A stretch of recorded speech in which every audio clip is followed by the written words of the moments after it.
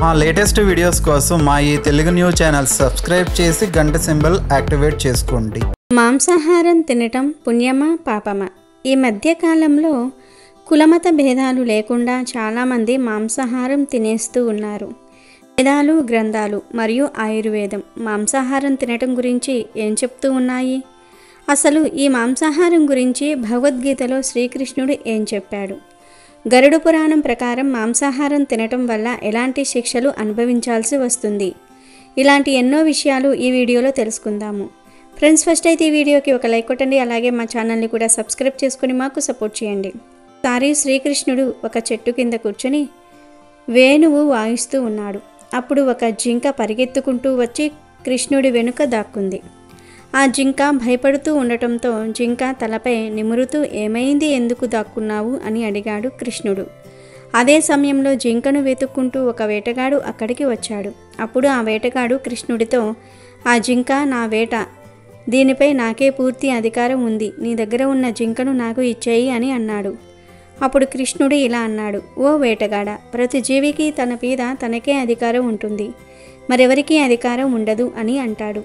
అప్పుడు ఆ వేటగాడు, దీనిని నేను వేటాడి చంపి వండుకొని తింటాను అన్నాడు. అప్పుడు కృష్ణుడు, ఏదైనా జీవిని చంపి తినటం అనేది పాపమవుతుంది. నువ్వు ఈ జింకను చంపి పాపాన్ని మూటకట్టుకోవాలని అనుకుంటున్నావా? మాంసాహారం పుణ్యమా పాపమా అనే ధర్మం గురించి నీకు తెలియదా అన్నాడు. ఇప్పుడు వేటగాడు, పుణ్య పాపాల గురించి నాకు అనవసరం. నేను విన్న దాని ప్రకారం జీవులను హత్య చేయటం గురించి శాస్త్రాల్లో చెప్పారు. రాజులు కూడా వేటకు వెళ్ళి జంతువులను చంపుతూ ఉంటారు. రాజులే ఇలా చేస్తున్నప్పుడు మాంసాహారం తినటం తప్పు ఎలా అవుతుంది అని వేటగాడు శ్రీకృష్ణుణ్ణి ప్రశ్నించాడు. మాంసాన్ని ఎక్కువగా తినటం వల్ల వేటగాడు బుద్ధిని కోల్పోయాడని శ్రీకృష్ణుడికి అర్థమైపోయింది. దాంతో వేటగాడు అడిగిన ప్రశ్నకు కృష్ణుడు, నేను నీకు ఒక కథ చెప్తాను. ఈ కథ పూర్తిగా విన్నాక మాంసాహారం తినటం పుణ్యమా పాపమా అని నువ్వే చెప్పు అని కృష్ణుడు వేటగాడితో అన్నాడు. అప్పుడు వేటగాడు సరే అంటాడు. అప్పుడు కృష్ణుడు కథ చెప్పటం మొదలుపెట్టాడు. ఒకసారి కళింగ రాజ్యంలో కరువు వచ్చింది. దాంతో ఆహార ఉత్పాదన తగ్గిపోయింది. వెంటనే ఈ సమస్యకు పరిష్కారం కనిపెట్టకపోతే మిగిలి ఉన్న కొంచెం ధాన్యం కూడా అయిపోతుంది. దాంతో కరువు ఇంకా పెరిగిపోతుంది అని మహారాజు బాధపడ్డాడు. ఈ విషయంపై మహారాజు సభలో ఉన్న అందరితో ఈ సమస్యను తీర్చడానికి అన్నిటికంటే చౌకైన వస్తువు ఏంటి అని అడిగాడు. అప్పుడు మంత్రులంతా ఆలోచనలో పడ్డారు. ధాన్యం, పండ్లు, కూరగాయలు లాంటివి పండించాలంటే చాలా శ్రమ చేయాల్సి ఉంటుంది. ఎంత శ్రమించినా ప్రకృతి సహాయం చేయకపోతే వీటిని పొందటం చాలా కష్టమవుతుంది. కాబట్టి చౌకగా ఆహారం దొరకటం కష్టం అన్నారు. అప్పుడు సామంతరాజుల్లో ఒక రాజుకు మాంసాహారం గురించి ఆలోచన వచ్చింది. ఎలాగైనా రాజుకు ఈ విషయం చెప్పాలనుకున్నాడు. అప్పుడు అతను రాజుతో, అన్నిటికంటే చౌకైన ఆహారం మాంసాహారం అవుతుంది. మాంసాహారం అనేది పౌష్టిక ఆహారం కూడా అవుతుందన్నాడు. అది విన్న మిగతా సామంతరాజులు అంతా సమర్థించారు. కానీ కళింగరాజ మహామంత్రి మాత్రం మౌనంగా ఉంటాడు. అప్పుడు మహారాజు, మహామంత్రి, మీరెందుకు ఏమీ మాట్లాడడం లేదు? ఈ విషయంపై మీ అభిప్రాయం ఏంటి అని అడిగాడు. అప్పుడు మహామంత్రి, మహారాజా, ఈ విషయాలన్నీ నేను అంగీకరించలేను. మాంసాహారం అన్నిటికంటే చౌకైన పదార్థం అనేది నేను నమ్మను. కానీ ఈ విషయంపై నేను రేపు సభలో మాట్లాడతాను అని మౌనంగా ఉండిపోయాడు. ఆ రోజు రాత్రి మహామంత్రి మాంసాహారం చౌకైనది అని సలహా ఇచ్చిన సామంతరాజు ఇంటికి వెళ్ళాడు. అంత అర్ధరాత్రి సమయంలో మహామంత్రి తన ఇంటికి రావటం చూసి సామంతుడు భయపడ్డాడు. అతనితో మహామంత్రి ఇలా అన్నాడు. సాయంత్రం సభలో మహారాజు జబ్బు పడ్డారు. మహారాజు పరిస్థితి దారుణంగా ఉంది. ఎవరైనా బలశాలి అయిన రాజు శరీర మాంసం నాకు ఇస్తే మహారాజు జబ్బు నయమవుతుందని వైద్యుడు చెప్పాడు. మీ అంత యోగ్యం కలిగిన రాజు ఇంకెవరూ లేరు. ఈ విషయంలో మీరు సహాయం చేస్తే 1,00,000 సవర్లు ఇవ్వగలను. అందుకు బదులుగా నేను మీ గుండెను చీల్చి కొంచెం మాంసం తీసుకుంటాను అని మహామంత్రి చెప్పాడు. అది విని సామంతుడి ముఖం రంగు మారిపోయింది. నేను చనిపోయాక ఈ 1,00,000 సవర్లు నాకెందుకు? నా ప్రాణమే నాకు ముఖ్యం కాబట్టి నేనే నీకు 1,00,000 సవర్లు ఇస్తా, నన్ను వదిలివెయ్యి అని మహామంత్రికి 1,00,000 సవర్లు ఇచ్చాడు సామంతరాజు. దాంతో మహామంత్రి ఏమీ అనలేక 1,00,000 సవర్లు తీసుకుని అక్కడి నుంచి వెళ్ళిపోయాడు. స్వర్ణ ముద్రలను తీసుకుని మహామంత్రి మిగతా సామంతుల వద్దకు వెళ్ళి మహారాజు కోసం మాంసం అడిగితే ఎవరూ ఇవ్వడానికి ఒప్పుకోలేరు. తమ ప్రాణాలు కాపాడుకోవడానికి అందరూ తిరిగి స్వర్ణ ముద్రలు ఇవ్వటం మొదలుపెట్టారు. ఈ విధంగా మహామంత్రి కేవలం ఒక్క రాత్రిలోనే కొన్ని కోట్ల స్వర్ణ ముద్రికలను పోగు చేశాడు. మరుసటి రోజు సభకు సామంతులంతా త్వరగా హాజరయ్యారు. అందరూ మహారాజు ఆరోగ్యం గురించి తెలుసుకోవాలని అనుకున్నారు. కానీ ఎవ్వరూ కూడా మిగతా వారితో ఏమీ మాట్లాడలేదు. అందరూ రాజవైద్యుని కోసం ఎదురు చూస్తూ ఉన్నారు. మహారాజు ఎప్పటి వరకు సభకు రారో అప్పటి వరకు ఏ ఒక్క సామంతుడిని కూడా సభ నుంచి బయటికి వెళ్ళడానికి అనుమతి ఇవ్వకూడదని మహామంత్రి సైనికులకు ఆదేశించాడు. ఆ తర్వాత మహారాజు సభలోనికి వచ్చారు. మహారాజుకు ఎలాంటి అనారోగ్యం ఉన్నట్లు సామంతులకు అనిపించలేదు. మహామంత్రి తమతో అబద్ధం చెప్పాడు అని ప్రతి సామంతుడి మనసులో అనుకున్నారు. కానీ ఈ విషయం గురించి ఎవరితోనూ మాట్లాడలేదు. అప్పుడు మహామంత్రి వచ్చి మహారాజు ఎదురుగా కొన్ని కోట్ల స్వర్ణ ముద్రికలను పెట్టాడు. అప్పుడు మహారాజు ఇవన్నీ ఎవరి కోసం అని అడగ్గా కేవలం కొంచెం మాంసం కోసం ఇంత ఎక్కువ ధనం లభించింది, కానీ మాంసం లభించలేదు. తమ ప్రాణాలు కాపాడుకోవడానికి సామంతులు ఇన్ని స్వర్ణ ముద్రికలు ఇచ్చారు. మాంసం ఎంత చౌకైనదని ఇప్పుడు మీరే వివరించండి అని మహామంత్రి అన్నాడు. అప్పుడు మహారాజుకు అసలు విషయం అర్థమైంది. వెంటనే ప్రజలను కష్టపడి వ్యవసాయం చేయమని ఆదేశించాడు. రాజభండాగారం నుంచి కొత్త ధాన్యాన్ని శ్రామికులకు ఇచ్చాడు. శ్రామికులు పౌష్టిక ఆహారాన్ని పండించటం మొదలుపెట్టాడు. దాంతో పంటలు బాగా పండి రాజ్యంలో ఉన్న కరువు మొత్తం కూడా పోయింది. జీవితం విలువను కృష్ణుడు ఈ కథ ద్వారా తెలపాలనుకున్నాడు. మనకు ఉన్న ప్రాణాల మీద ఎంత ఆశ ఉంటుందో మిగతా జీవులకు కూడా వాటి ప్రాణాల మీద అంతే ఆశ ఉంటుంది. మాంసాహారం తీసుకునే వాళ్ళ కర్మ రుణాలు రెట్టింపవుతాయి. ఈ సృష్టిలో మనకు జీవించే హక్కు ఎంత ఉందో ఆ పరమాత్మ సృష్టిలో సకల జీవులకు అంతే హక్కు ఉంది. కానీ మనం కేవలం బలం ఉందని వాటిని చంపటం ఎంతవరకు న్యాయమో ఎవరికీ వారే స్వయంగా ఆలోచించుకోవాలి అని కృష్ణుడు ఆ వేటగాడికి మాంసాహారం ఎందుకు తినకూడదో వివరించాడు. ఆ వేటగాడు తన తప్పు తెలుసుకొని జీవహింస చేయటం మానేసి కందమూలాలు తింటూ జీవనం గడిపాడు. వేదాలు మరియు ఆయుర్వేదం మాంసం గురించి ఏం చెప్తుందో కూడా ఇప్పుడు తెలుసుకుందాము. సనాతన ధర్మంలో జీవహింస చేయకూడదు.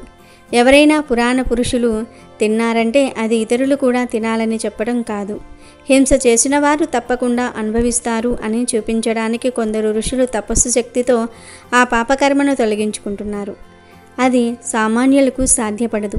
ఆ పాపాన్ని పోగొట్టుకోవాలంటే ఋషిగా మారాల్సిందే లేదా అనుభవించాలి.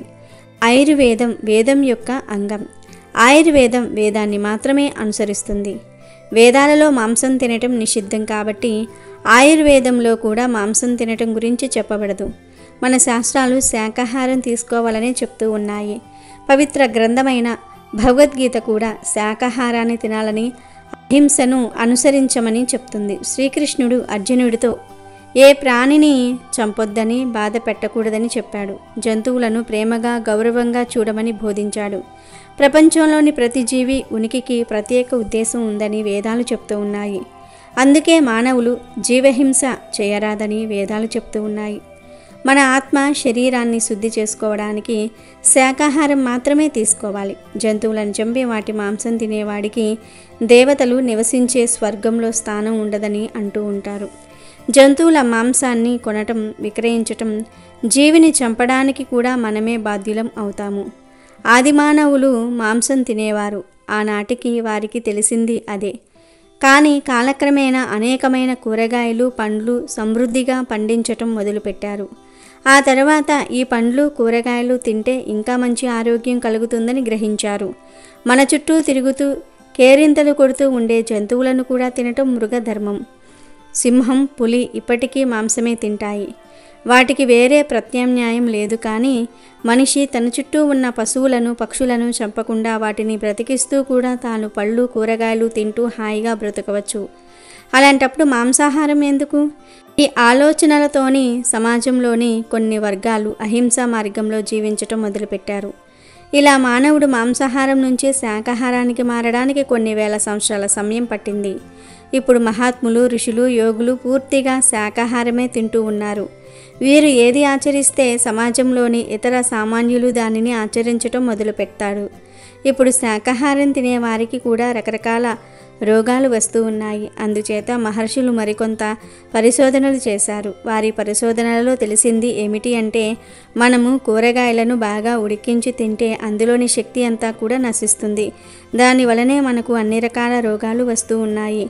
దానితో కొంతమంది కేవలం పచ్చి కూరగాయలు మరియు పండ్ల మిశ్రమం తయారు చేసుకొని తినటం మొదలుపెట్టారు. ఇది చాలా చౌకగా ఉంటుంది, పూర్తి ఆరోగ్యం చేకూరుతుంది. సో మాంసాహారం తినటం వల్ల మనం ఎంతో పాపాన్ని మూటకట్టుకుంటున్నాం. ఇక నుంచి అయినా సరే మాంసాహారాన్ని తినటం తగ్గిద్దాము, జంతువులను రక్షిద్దాం. గాడిద స్త్రీల గురించి చెప్పిన 3 చెత్త విషయాలు వినడానికి అసహ్యంగా ఉన్న ఇవి నిజాలు. ప్రతి ఒక్కరూ తప్పకుండా ఈ విషయాలు తెలుసుకోవాలి. గాడిద చెప్పిన ఈ మాటలను వినటం వలన మీ ఇంట్లో ఎప్పుడూ సుఖ సంతోషాలు నెలకొంటాయి, తెలివితేటలు పెరుగుతాయి, పేదరికం పోతుంది, ఉన్నతి కలుగుతుంది. ఒకసారి ఒక గాడిద మరణించింది. ఆ తరువాత ఆ గాడిద యమధర్మరాజును చేరుకుంది. అప్పుడు యమధర్మరాజు గాడిదతో, ఓ గాడిద, నువ్వు గాడిదలాగా పుట్టి కూడా ఎప్పుడూ ఎవరిని బాధ పెట్టలేదు. ఎంతో కష్టపడ్డావు. నీ యజమానికి విశ్వాసంగా ఉన్నావు. ఇంత విశ్వాసాన్ని మనుషులు కూడా చూపించలేరు. నువ్వు చేసిన పనులకు నేనెంతో సంతోషిస్తున్నాను. ఎవరైతే విశ్వాసంతో నీతి నిజాయితీలతో ఉంటారో వారు నాకు చాలా ప్రియమైన వారు అవుతారు. నేను నీకు ఇంకొక అవకాశం ఇవ్వాలనుకుంటున్నాను. నేనిప్పుడు జన్మలలో సర్వశ్రేష్టమైన మనిషి జన్మను నీకు ప్రసాదిస్తున్నాను. వెళ్ళు, భూలోకానికి వెళ్ళి భూలోకంలో ఉన్న ఆనందాలను అనుభవించు అని యమధర్మరాజు అన్నాడు. ఆ మాటలు విన్న గాడిద ముఖంలో కొంచెం కూడా సంతోషం కనిపించలేదు. అప్పుడు యమధర్మరాజు, నేను నీకు మంచి శరీరాన్ని ఇస్తాను అంటుంటే నీ ముఖంలో ఏ సంతోషం కనిపించటం లేదు, ఎందుకు అని అడుగుతాడు. అప్పుడు ఆ గాడిద యమధర్మరాజుతో ఇలా అంటుంది, యమధర్మరాజా, నేను మనిషిగా పుట్టి ఏం చేయను? మనుషులు తమ కర్తవ్యాలను ఎప్పుడో మర్చిపోయారు. స్త్రీలు పురుషుల్లో విపరీతమైన నీచబుద్ధి పెరిగిపోయింది అని అంటుంది.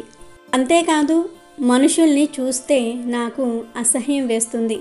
నాకు అసలు మనిషిగా పుట్టాలని లేదు అని గాడిద అంటుంది. అప్పుడు యమధర్మరాజు, ఓ గాడిద, వేదాలలో చెప్పబడుతున్నటువంటి సర్వశ్రేష్టమైన మానవ జన్మ పొందటం కోసం స్వర్గలోకంలో ఉన్న దేవతలు కూడా ఎదురు చూస్తూ ఉంటారు. కానీ నువ్వేమో మానవ జన్మ వద్దంటున్నావు. నువ్వు ఏం చూశావు? ఏం చూసి మానవ జన్మ వద్దంటున్నావు? మానవ జన్మ గురించి అంతలా ఎందుకు భయపడిపోతూ ఉన్నావు అని అడుగుతాడు. అప్పుడు గాడిద, ఓ యమధర్మరాజా, నేను చెప్పే విషయాలను వింటే మీరు కూడా మనుషుల విషయంలో భయపడతారు, బాధపడతారు. భూలోకంలో మనుషులు మనుషుల్లాగా లేరు. భూలోకంలోని మానవులు మేము స్త్రీలమా పురుషులమా అని కూడా మర్చిపోతూ ఉన్నారు. మనుషులు వారి బాధ్యతలను ఎప్పుడో మర్చిపోయారు. ఆ మనుషులను చూస్తూ ఉంటే అన్నిటికంటే నీచమైన జన్మ మానవ జన్మ అనిపిస్తుంది. యమధర్మరాజా, మీరు కావాలంటే నన్ను వేరే ఏదో ఒక యోనిలోనికి పంపించండి, కానీ మనిషి యోనిలోనికి పంపకండి. లేదంటే మళ్ళీ నన్ను గాడిదలాగానే భూలోకానికి పంపండి. అంతేగాని మనిషి జన్మ నాకు వద్దు అని గాడిద అంటుంది. అప్పుడు యముడు, ఓ గాడిద, నువ్వు మనుషులు చేసే ఏ పనులు చూశావు? ఎందుకు నువ్వు మనిషిలాగా జన్మించడానికి ఇంతలా భయపడుతూ ఉన్నావు, బాధపడుతూ ఉన్నావు అని అడుగుతాడు. అప్పుడు ఆ గాడిద, యమధర్మరాజా, మీకు తెలుసుకోవాలని కోరికగా ఉంటే నేను చెప్తాను వినండి. నేను చూసిన 3 సంఘటనలను చెప్తాను వినండి.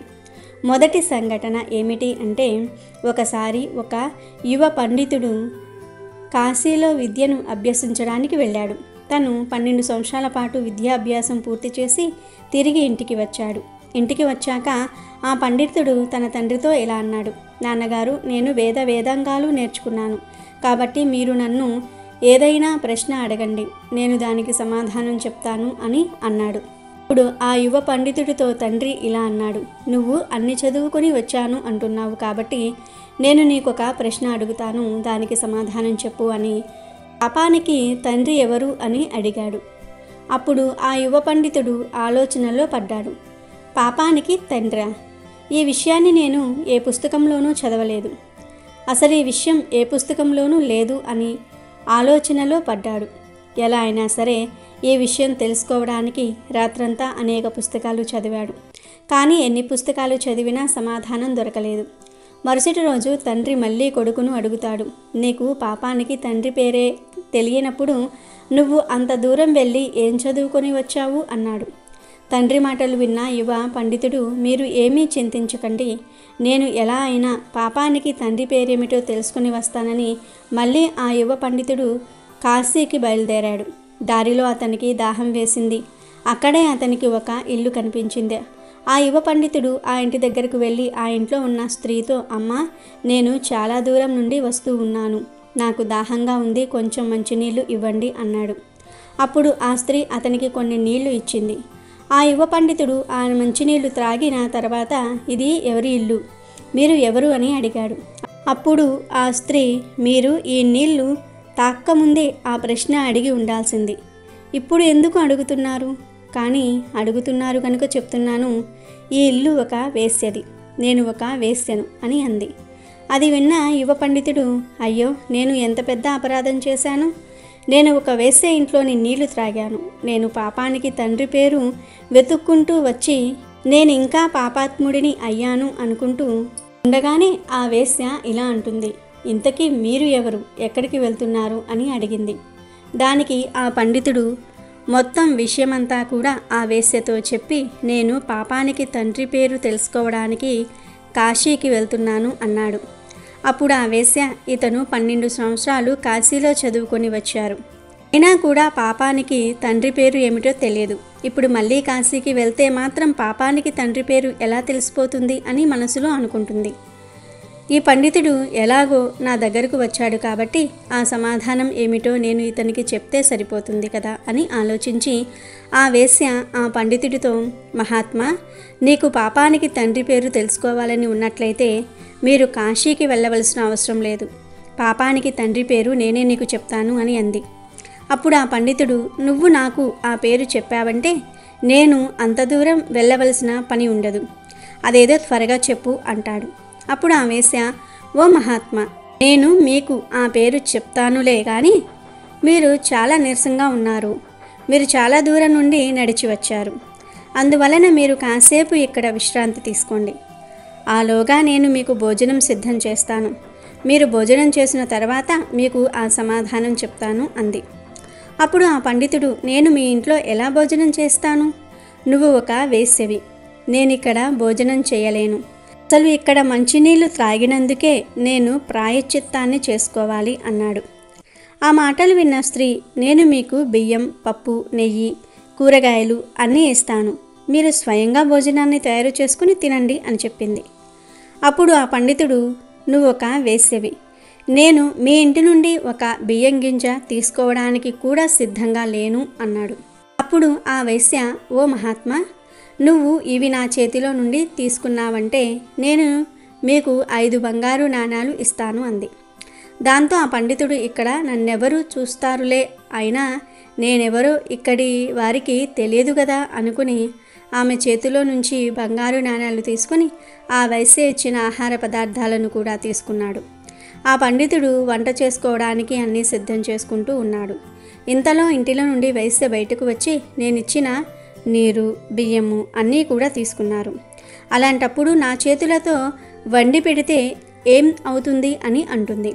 దానికి ఆ పండితుడు, నేను నీ చేతితో ఇచ్చిన మంచినీళ్ళు త్రాగాను, బియ్యం తీసుకున్నాను, అంతకు మించి ఎక్కువ ఆశించవద్దు అని అన్నాడు. దానికి ఆ వేశ్య, మీరు నా చేతులతో వండిన భోజనం తింటాను అంటే నేను మీకు ఇంకొక 5 బంగారు నాణ్యాలు ఇస్తాను అని చెప్పింది. దాంతో ఆ పండితుడు, నేనిక్కడ భోజనం చేస్తే మరొక 5 నాణాలు వస్తాయి, అప్పుడు మొత్తం 10 నాణాలు అవుతాయి, నన్నెవరు చూశారులే అని అనుకుని వైశ్యతో, సరే, నేను నీ చేతులతో వండిన భోజనాన్ని తింటాను, కానీ నువ్వు స్నానం చేసిన తర్వాతే వంట చెయ్యి అని అన్నాడు.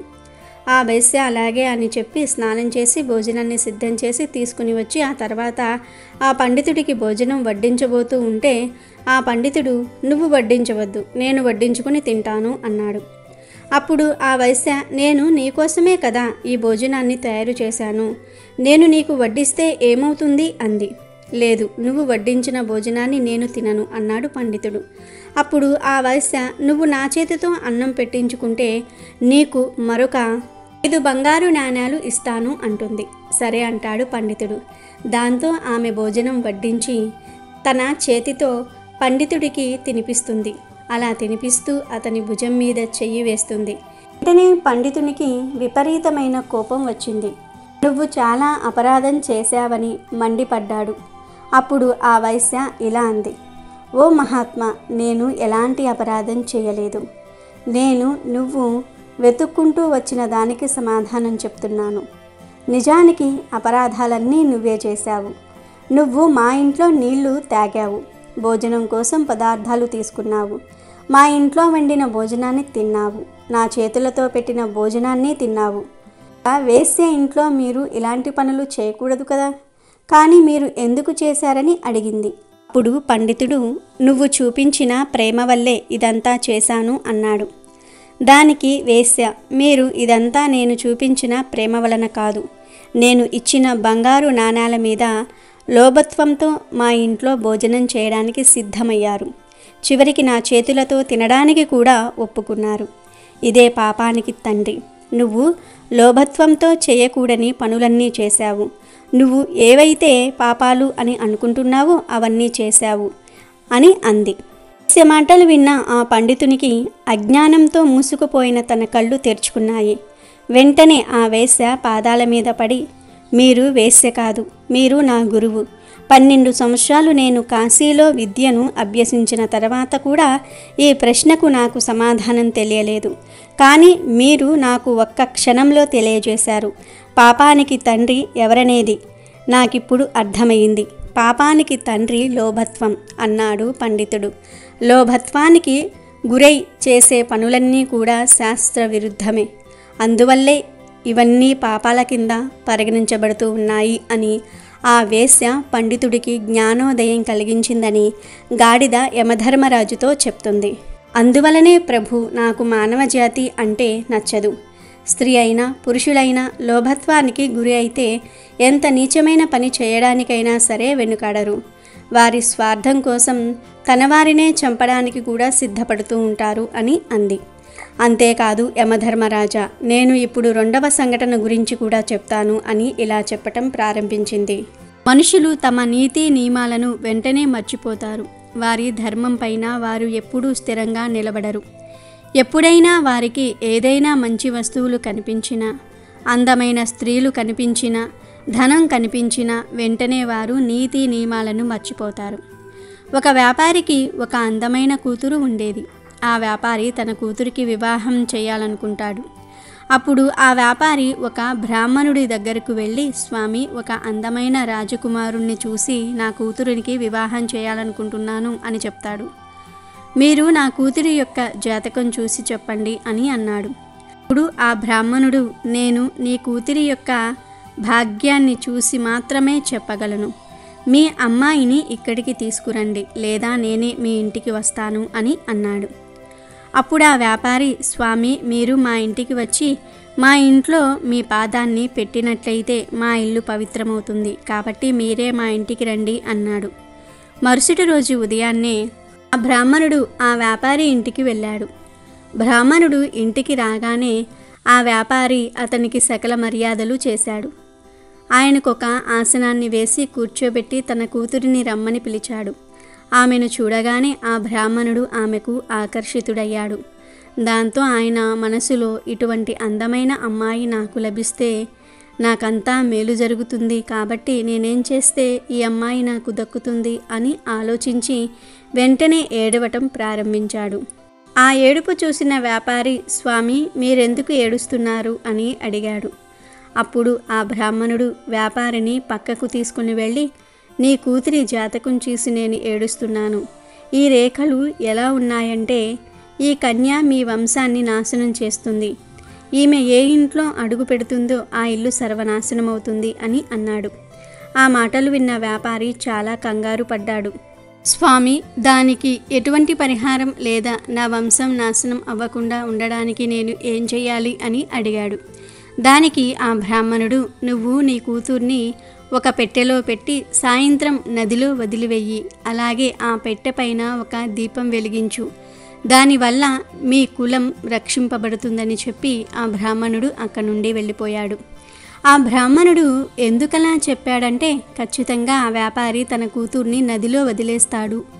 అప్పుడు ఆ పెట్టెను తాను తెచ్చుకొని అందులోని ఆ అందమైన అమ్మాయిని విడిపించానంటే ఆ కన్య నా సొంతమవుతుంది అని అనుకున్నాడు. ఇక వెంటనే ఆ బ్రాహ్మణుడు నగరానికి దగ్గరలో ఉన్న నది ఒడ్డుకు ముందుగానే వెళ్ళి కూర్చున్నాడు. మరో పక్క ఆ వ్యాపారి చాలా బాధపడుతూ తన కూతుర్ని బ్రాహ్మణుడు చెప్పిన విధంగా ఒక పెట్టెలో పెట్టి దానిపై ఒక దీపం ఉంచి నదిలో వదిలేశాడు. ఆ పెట్టె ఆ నీళ్ళల్లో తేలుతూ వెళ్తుంది. ఆ బ్రాహ్మణుడు తన 4 శిష్యులను తీసుకుని వెళ్ళి, ఆ నదిలో ఒక పెట్టె వస్తుంది, ఆ పెట్టెను తనకు తెచ్చి ఇవ్వమన్నాడు. ఆ వ్యాపారి తన కూతుర్ని నీటిలో వదిలి వెళ్ళిపోయాడు. కానీ అక్కడ ఏం జరిగింది అంటే, ఒక రాజకుమారుడు గుర్రంపై ఆ నది ఒడ్డుకు వేటకు వచ్చాడు. రాజకుమారుడి గుర్రానికి చాలా దాహం వేయటంతో రాజకుమారుడు ఆ నది నీళ్లు కోసం వెళ్ళాడు. అనుకోకుండా ఆ రాజకుమారుడి యొక్క దృష్టి ఆ పెట్టెపై పడింది. రాజకుమారుడు తన సైనికులతో ఆ పెట్టెను తీయించాడు. రాజకుమారుడు పెట్టె తలుపులు తీసి చూడగానే అందులో చాలా అందమైన అమ్మాయి ఉంది. రాజకుమారుడు ఆ అమ్మాయిని చూడగానే ఆ అమ్మాయి పట్ల ఆకర్షితుడయ్యాడు. రాజకుమారుడు వెంటనే ఆమెను భార్యగా చేసుకున్నాడు. ఆ తర్వాత రాజకుమారుడు అందులో ఒక అడవి పందిని పెట్టి మళ్ళీ దీపాన్ని అలాగే వెలిగించి ఆ పెట్టెను నదిలో వదిలివేశాడు. ఆ పెట్టె కొంచెం దూరం వెళ్ళగానే ఆ బ్రాహ్మణుడు తన శిష్యుల సహాయంతో ఆ పెట్టెను బయటకు తీయించాడు. ఆ పెట్టెను తీసుకొని తన కుటీరంలో పెట్టమని చెప్పాడు. ఆ పెట్టె పెట్టిన తర్వాత బయట మంచి గొల్లాలను పెట్టమని చెప్పాడు. తను ఎన్ని కేకలు వేసినా కూడా ఆ గొల్లాన్ని తీయకండి అని చెప్పాడు. నేను కానీ ఇంకెవరైనా మాటలు వినిపించినా కూడా మీరు ఎట్టి పరిస్థితుల్లోనూ కూడా గొల్లెం తీయవద్దు అని చెప్పి తను లోపలకు వెళ్ళి పెట్టెను తీశాడు. అంతే, అందులో నుంచి ఒక అడవి పంది బయటకు వచ్చింది. వెంటనే ఆ బ్రాహ్మణుడు బాగా అరవటం ప్రారంభించాడు. తలుపులు తీయమని శిష్యులను బ్రతిమిలాడారు. కానీ ఎవ్వరూ తలుపులు తీయలేదు. చివరికి అడవి పంది బ్రాహ్మణుడిని చంపివేసింది. కాసేపటికి ఎటువంటి శబ్దాలు వినపడకపోవటంతో బయట ఉన్న శిష్యులు తలుపు తీసి చూసేసరికి గురువు చనిపోయి ఉన్నాడు. ఆ పంది కూడా అక్కడి నుండి పారిపోయింది. వేదాంగాలు అభ్యసించిన ఆ బ్రాహ్మణుడు తన నీతి నియమాలను మర్చిపోయి కామానికి లోనయ్యి చెడు చేయడానికి ప్రయత్నించాడు. నమ్మి వచ్చిన వాడినే మోసం చేయాలని చూశాడు. చివరికి తన మరణానికి తానే కారణం అయ్యాడు. అందుకే యమధర్మరాజా, ఇలాంటి నీచమానవ శరీరాన్ని ధరించడానికి నాకు అస్సలు ఇష్టం లేదు అని గాడిద చెప్పింది. అప్పుడు యమధర్మరాజు, నువ్వు చెప్పిందంతా సత్యమే. మానవులు ఎవరి మీద కూడా నమ్మకం ఉంచుకోలేకపోతూ ఉన్నారు. ఎవరు ఏ విధంగా నీతిని మర్చిపోతూ ఉన్నారో అర్థం కావటం లేదు. మనుషులు తప్ప మిగతా అన్ని జీవులు ప్రకృతి యొక్క నియమాలను పాటిస్తూ ఉన్నాయి. కేవలం మనుషులు మాత్రమే నీతి నియమాలను మర్చిపోతూ ఉన్నారు. ఎవరిపైన ఎవరూ కూడా విశ్వాసాన్ని చూపించలేకపోతూ ఉన్నారు అని అన్నాడు యమధర్మరాజు. ఆ తర్వాత గాడిద యమధర్మరాజుతో, మీకు నేను ఇప్పుడు 3వ కథ కూడా చెప్తాను, వినండి. ప్రపంచంలో మనుషులు ఎంత నీచంగా ఉన్నారంటే, ఒక రాజు వేట కోసం అడవికి వెళ్ళాడు. అప్పుడు అతనికి చాలా దాహం వేసింది. ఇటు అటు చూడగా ఒక పొలంలో పనిచేసుకుంటున్న రైతు కనిపించాడు. ఆ రైతు దగ్గరకు వెళ్ళి, నాకు చాలా దాహంగా ఉంది, కాస్త నీళ్లు ఇవ్వండి అని అడిగాడు. కానీ ఆ రైతు దగ్గర కూడా మంచి నీళ్లు లేవు. కానీ ఆ రైతు తన పొలంలో పుచ్చకాయలను పండిస్తూ ఉన్నాడు. వెంటనే ఒక పుచ్చకాయను కోసి ఆ రాజుకు ఇచ్చాడు. రాజు ఆ పుచ్చకాయలోని రసాన్ని అంతా కూడా తాగి తన దాహాన్ని తీర్చుకున్నాడు. ఆ తర్వాత ఆ రైతుతో రాజు ఇలా అంటాడు, నువ్వు ఎంత పన్ను చెల్లిస్తూ ఉన్నావు అని అడిగాడు. అప్పుడు ఆ రైతు, మహారాజా, నేను 1 రూపాయిని పన్నుగా చెల్లిస్తూ ఉన్నాను అని చెప్పాడు. అది విన్న రాజు వెంటనే, ఇంత పెద్ద పంట పండించి కేవలం 1 రూపాయి మాత్రమే పన్నుగా చెల్లిస్తూ ఉన్నావా అన్నాడు. రాజు వెంటనే మంత్రిని పిలిపించి, ఈ రోజు నుండి రైతులకు పన్నులు పెంచండి అని చెప్తున్నాడు. ఒకరోజు మళ్ళీ ఆ రాజు వేటకు వెళ్ళాడు. మళ్ళీ ఆ రాజుకు దాహం వేసింది. మళ్ళీ రాజుగారు అదే రైతును త్రాగడానికి నీళ్లు అడిగాడు. ఆ రోజు కూడా రైతు ఒక పెద్ద పుచ్చకాయను కోసి ఆ రాజుకు ఇచ్చాడు. కానీ ఆ రోజు ఆ పుచ్చకాయ నుండి ఎక్కువ రసం రాలేదు. వెంటనే రాజుగారికి ఇంకొక పుచ్చకాయ ఇవ్వమని మంత్రి చెప్పాడు. ఆ పుచ్చకాయలో ఉన్న రసం కూడా తాగాడు. కానీ అందులో నుంచి కూడా ఎక్కువ రసం రాలేదు. ఇలా 4-5 పుచ్చకాయలలోని రసాన్ని తాగినా కూడా ఆ రాజు యొక్క దాహం తీరలేదు. అప్పుడు ఆ రాజు, ఇదేంటి, ఎన్ని పుచ్చకాయలు తిన్నా నా దాహం ఎందుకని తీరటం లేదు? కానీ ఆ రోజు ఒక్కటే పుచ్చకాయ నా దాహాన్ని తీర్చిందని మంత్రితో అన్నాడు. అప్పుడు మంత్రి, మహారాజా, పుచ్చకాయలలో రసం ఎండిపోయింది. ఎందుకంటే మీరు పుచ్చకాయలలోని రసాన్ని చూసి రైతులపై పన్ను భారాన్ని పెంచారు. అక్కడ మీ వక్రబుద్ధి చూపించారు. మీరు చేసిన ఈ పనికి భూదేవి ఆ పళ్ళల్లోని రసాన్ని తనలో దాచుకుంది. అందుకే ఎప్పుడూ కూడా బాధ్యతతో వ్యవహరించాలి, బాధ్యతాయుతంగా ఉండాలి. మన చెడు ఆలోచనలు ఎదుటి వాళ్లను కూడా చెడుగా మారుస్తాయి. అదే ప్రకృతి నియమం అని మంత్రి రాజుతో తను చేసిన తప్పు గురించి తెలియజేశాడు. ఆ గాడిద చెప్పిందంతా కూడా విన్న యమధర్మరాజు, నువ్వు చెప్పిందంతా కూడా సత్యమే, నేను కూడా అంగీకరిస్తూ ఉన్నాను. కానీ అందరూ అలాంటి వారు అనుకోవటం కూడా సరైనది కాదు కదా. మంచి మనుషులు కూడా భూలోకంలో ఉన్నారు. నువ్వు చెడ్డవాళ్లను చూసి ఈ విధంగా మాట్లాడుతూ ఉన్నావు. ఎవరు ఏ విధంగా కర్మలు చేస్తారో దాని ఆధారంగానే వారికి ఫలితాలు కూడా లభిస్తాయి. కాబట్టి నేను నీ నిర్ణయాన్ని గౌరవిస్తూ నీకొక దివ్యమైన దేవతా రూపాన్ని ఇస్తున్నాను. నువ్వు కూడా దేవతలో ఒకరిగా ఉండు, ఆనందమైన జీవితాన్ని అనుభవించు అని చెప్పాడు. అప్పుడు ఆ గాడిద ఒక దివ్యమైన దేవత రూపం తీసుకుని స్వర్గలోకానికి వెళ్ళిపోయింది. వీడియో నచ్చితే లైక్ చేయండి, షేర్ చేయండి, బట్ సబ్స్క్రైబ్ చేసుకోవడం మర్చిపోవద్దు.